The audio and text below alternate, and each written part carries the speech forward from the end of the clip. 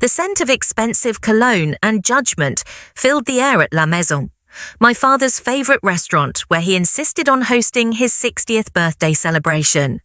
I adjusted my simple navy blazer bought off the rack at a department store and tried to ignore the way my sister Amanda's eyes narrowed at my choice of attire. "You could have at least tried to dress for the occasion, James," she said, smoothing her own designer dress. "It's Dad's birthday." I smiled and took another sip of water, letting her words roll off me like they had for the past 5 years. 5 years since I'd walked away from the family's precious investment firm. 5 years of building something of my own in secret. 5 years of being the family disappointment. My brother Michael arrived late as usual, but no one seemed to mind. He was after all the golden child, the one who'd taken my place at Kingston Investment Partners after I left. He kissed our mother's cheek, clapped Dad on the shoulder, and then turned to me with that familiar smirk. "Well, if it isn't the janitor," he said, loud enough for nearby tables to hear. "Still cleaning offices at night, little brother." I met his gaze calmly. "Building maintenance supervisor," I corrected, though it didn't matter. They'd already written their own version of my story. Dad cleared his throat, clearly uncomfortable with my presence, but too polite to say it outright. "Let's order, shall we?" The waiter appeared with menus bound in leather that probably cost more than what my family thought I made in a month. I could feel Mum's pitying glance as I studied the prices, probably assuming I was calculating if I could afford my portion. "Order whatever you want, James," she said softly. "It's our treat." Michael snorted into his wineglass. "Of course it is. When isn't it?" I thought about the documents sitting in my office safe across town, about the deals closing tomorrow morning, about the announcement that would air on every major network. But I just nodded and ordered the cheapest pasta on the menu. Sometimes the best revenge is letting people underestimate you just a little longer. The conversation flowed around me like I was a rock in a stream, present but inconsequential. Dad talked about the firm's latest acquisitions. Michael bragged about his new Mercedes, and Amanda detailed her recent charity gala organising efforts. Mum occasionally tried to include me with questions about my work situation, each one dripping with concern that felt more like pity. "You know," Michael said, cutting into his Wagyu steak, "there's still an entry-level position open in our compliance department if you're finally ready to stop playing around and get serious." I stirred my pasta slowly. "I appreciate the offer, but I'm good where I am." "Good?" Amanda scoffed. "You live in a one-bedroom apartment and work nights. That's not good. That's settling." "Speaking of settling," Mum interjected, probably trying to change the subject. "Have you thought more about going back to school? It's never too late to finish your MBA. I had to bite back a laugh. My real education had come from walking away, from learning how real estate really worked, from the ground up, from building a network of people who saw value in actions rather than family names. "I'm learning plenty," I said simply. Michael laughed, that sharp dismissive sound I'd grown to expect. "Learning how to mop floors, how to change light bulbs. Real estate is about power connections, vision things you clearly don't understand." If he only knew about the meetings I'd had that morning, about the towers rising across the city with my company's invisible fingerprints all over them, about the fact that the building we were sitting in right now was one of my recent acquisitions, purchased through a holding company that even our family's precious firm hadn't managed to trace. "Maybe," I said, taking another bite of pasta. Dad sighed, that heavy, disappointed sound I'd heard so often. "James, we're just worried about you. You had such potential. Top of your class at business school before you dropped out, fast-tracked to partner at the firm, everything laid out perfectly. And you threw it all away to work as a janitor. Building maintenance supervisor," I corrected again, more out of habit than hope they'd listen. "Same thing," Michael snapped. "You're cleaning up after people who actually matter, after people like us." I checked my watch, 7:58 p.m. The news would break in exactly 2 minutes. I took a slow sip of water and waited. "Your father's right," Mum added, reaching across to pat my hand. It's not too late to turn things around to be part of the family properly again. The restaurant's background music suddenly cut out, replaced by the familiar jingle of the evening news. The massive screen mounted above the bar, usually showing muted sports games, flickered to life with the volume up. Breaking news! The anchor announced, her voice cutting through the dinner crowd's chatter. In what's being called the largest real estate acquisition in the city's history, mysterious company Summit Horizon has just revealed its ownership of 12 major downtown properties, including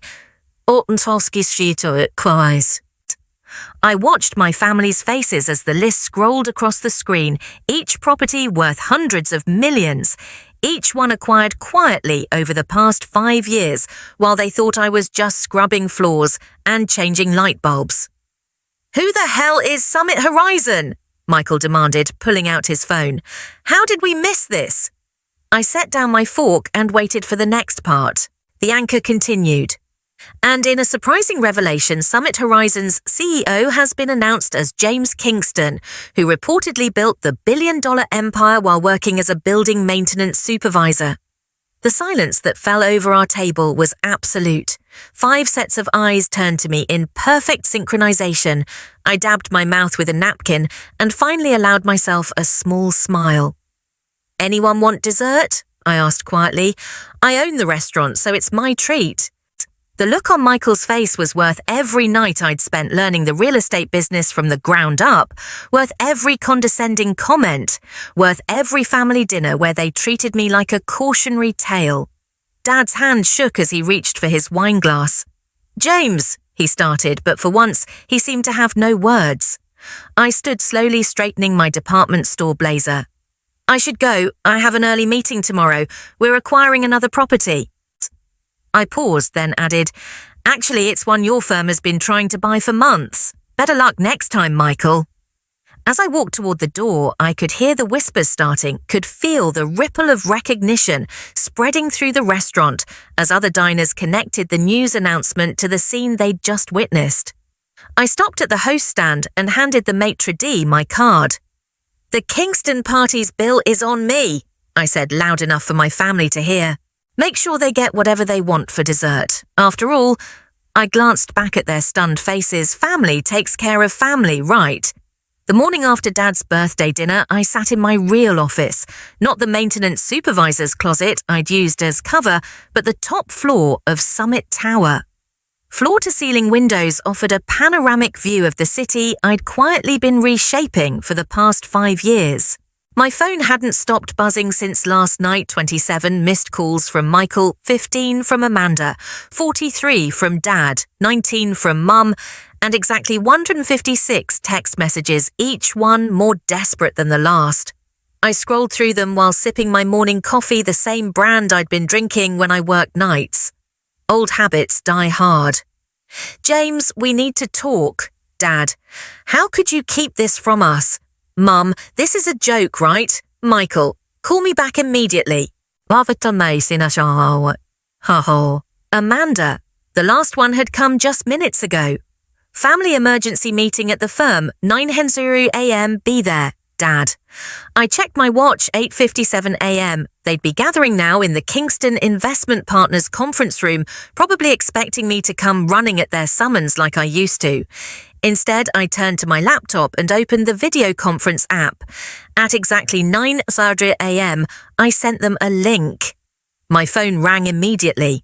"What is this?" Michael's voice was tight with barely controlled rage. "If you want to meet, we'll do it my way," I replied calmly. "Click the link." One by one, their faces appeared on my screen. Dad at the head of their conference table, looking older than he had last night. Mum beside him, eyes red-rimmed like she hadn't slept. Michael pacing behind them, and Amanda perched on the edge of her seat, perfectly manicured nails drumming against the mahogany. "Why aren't you here in person?" Dad demanded. I leaned back in my chair, letting them see the city skyline behind me. "I have 3 other meetings this morning. This was more efficient." "Efficient?" Michael exploded. "You've been lying to us for years, playing some sick game, pretending to be a janitor while building maintenance supervisor. I corrected, enjoying how his face reddened at the interruption. And I never lied. You just never asked the right questions. James, Mum started, her voice wobbling, we just don't understand. Why did you let us treat you like a failure, like someone beneath you? I finished for her. That's exactly why. I pulled up a document on my screen and shared it. This is a transcript from the family dinner 3 years ago when Michael announced he was taking my position at the firm. Would you like me to read your exact words, Dad? He paled slightly. That's not necessary. Thank God Michael stepped up. I read anyway. He understands what it takes to succeed in this business, unlike some people who just didn't have the stomach for real power. Amanda shifted uncomfortably. That was a long time ago. 2 months ago. I continued switching documents. At Cousin Sarah's wedding, Michael told everyone I was finding myself through menial labour. Last Christmas, Amanda suggested I might qualify for low-income housing assistance. And just last night, you all sat there assuming I couldn't afford a meal at a restaurant I own. We were worried about you, Mum protested. No, I said quietly, you were comfortable with me failing. It made you feel better about yourselves. I pulled up another document, this one showing a list of properties and their values. While you were pitying me, I was learning how real estate actually works, not from the top down, but from the foundation up. I know every inch of my buildings because I've worked in them. I understand the staff because I was the staff. And I built relationships with people you wouldn't even look in the eye. Michael snorted. Is that supposed to impress us? Anyone can get lucky with a few property deals. 17 properties, I cut in, all prime downtown locations. Total portfolio value as of this morning, $3.2 billion. And I smiled slightly. I just acquired the Carson building. The colour drained from Michael's face. That's impossible. We've been negotiating that deal for months. I know. I watched your team bungle the negotiations while treating the building manager like he was invisible. Funny thing about invisible people, they notice everything. He called me personally last week to accept my offer. Dad leaned forward and I recognized the look in his eyes. It was the same one he used to give potential business partners, calculating, measuring, looking for an angle. Son, he said, his voice taking on that smooth deal-maker tone. Clearly, we've underestimated you, but now that we know what you've built, we can work together, merge your holdings with the firm, combine our resources. No. The word hung in the air like a thunderclap. What do you mean, no? Amanda asked, incredulous. I mean no. I'm not interested in a merger or a partnership or whatever scheme you're already cooking up to get control of what I've built. We're family, Mum pleaded. Family. I laughed softly. Yesterday I was the embarrassment you've had to explain at parties. Today I'm family. I pulled up one final document. This is today's schedule for the Carson building. The Kingston Investment Partners office lease expires in 60 days. I won't be renewing it. You can't do that, Michael shot to his feet. That's been our headquarters for 20 years. Actually, I can, and I am. Consider it a reminder of what happens when you judge people based on appearances. I checked my watch. Now, if you'll excuse me, I have a meeting with the mayor about the downtown revitalization project, a real meeting in person. James, wait, Dad started, but I was already reaching for the disconnect button. Oh, and Michael, I added, clean out your office by the end of the month. Some of us invisible people might need to mop the floors. I ended the call and sat back, letting out a long breath. My assistant's voice came through the intercom. Sir, the mayor's office is on line 1. I straightened my tie, not from a department store this time, and smiled. Put him through, and Sarah sent a gift basket to the maintenance team at the Carson building. They're about to get some very angry neighbours. As I picked up the phone, I glanced at the framed photo on my desk. It was from my first night as a maintenance worker, mop in hand, name tag, crooked. The man who'd taken that photo, my first mentor in the building, had taught me more about real estate than any business school professor ever had. Sometimes, he told me, you have to look up from the ground floor to see how high you can really build. I had built higher than my family ever imagined possible, and I was just getting started. The next 2 weeks unfolded exactly as I'd expected. My family, never once to accept defeat, gracefully launched a campaign to either discredit me or force their way into my success. First came the rumours whispers in country club lounges about how I must have acquired my fortune through questionable means. After all, how could a janitor build a billion-dollar empire legitimately? I was reviewing acquisition proposals in my office when Sarah burst through. "Your sister's here. She doesn't have an appointment." I glanced at the security feed. Amanda stood in the lobby, designer handbag clutched like a shield, looking uncomfortable among the maintenance staff I'd invited to use our first-floor cafe. "Send her up." When she walked in, her eyes widened at my office. No doubt she'd expected something less impressive. The space probably made her firm's executive suite look like a storage closet. "Nice view," she said, trying for casual as she sat across from me, though the furniture's a bit minimal. I looked at my deliberately simple desk, chosen because it matched the one used by my first supervisor in maintenance. "What do you want, Amanda?" She pulled out a folder. "I've been going through some old family documents. Did you know that technically as the oldest, I have a claim to—" "Stop." I held up a hand. "The trust, the ones Dad set up when we were kids, I liquidated my share 5 years ago, used it as seed money for my first property acquisition. You can't claim what I don't have." Her face fell. "But that was only 2 million. "Yes," I finished. "Amazing what you can build from that when you actually understand value from the ground up." "That's not fair," she snapped. "We didn't know that I was capable. That's exactly the problem." I stood and walked to the window. "How's Michael handling the office move?" She flinched. "He's struggling. Dad too. That building was their legacy." "No," I corrected. "That building was their comfort zone. They're not angry about losing an office, they're angry about losing control." "They sent me to offer you a deal," she admitted finally. "Of course they did. Let me guess they'll stop spreading rumours about my business practices if I lease them back their office space." Her silence was answer enough. I turned back to face her. "Here's what's going to happen instead. You're going to leave here and tell them that their threats are as ineffective as their business strategy. Then you're going to watch as I acquire the Wilson portfolio next week. Yes, the same one Michael's been chasing for 2 years." "How did you know about Wilson?" I smiled. "Because I own the building where your firm holds its confidential board meetings. And unlike you, I actually talk to the maintenance staff. They hear everything."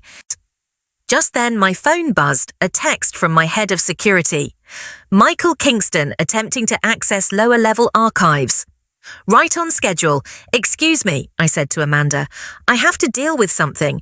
Our other brother just broke into my building's maintenance level, probably looking for evidence of wrongdoing." Her face paled.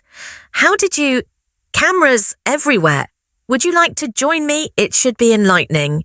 We took my private elevator down. When the doors opened, we found Michael being detained by 2 security guards, both former maintenance workers I'd promoted. "Looking for something?" I asked calmly. Michael struggled against the guards. "You must have dirt hidden somewhere. Nobody builds this much this fast without what hard work understanding how buildings actually function, treating people with respect regardless of their position." I nodded to the guards. "These men used to work maintenance with me. Now they run my building security because I saw their potential instead of looking down on them." "James," Amanda interrupted, "you've made your point. What do you want from us?" "Want?" I laughed softly. "I don't want anything from you. That's what none of you understand. I built this company by choice, not necessity. I worked maintenance by choice, not failure." I turned to the guards. "Please escort my brother out. And Michael, the next time you try to break in, I'll press charges, family or not." That evening I received an email from Dad. "Son, your mother and I have been doing some reflection. Perhaps we were wrong about your choices. The firm is struggling without the Carson building, and your recent acquisitions have shown us that maybe we don't understand the market as well as we thought. I'd like to have dinner just us. No business talk, no deals, just a father trying to understand his son, Dad." I stared at the message for a long time, remembering all the dinners where they'd looked through me, all the times they dismissed my ideas, all the moments they'd chosen prestige over understanding. Finally, I replied, "Dad, dinner is fine, but not at La Maison. Meet me at Joe's Diner on 4th Street. It's where the maintenance crews eat after night shift.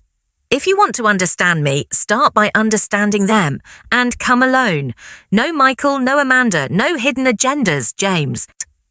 The next evening, I sat in my usual booth at Joe's nursing a cup of coffee.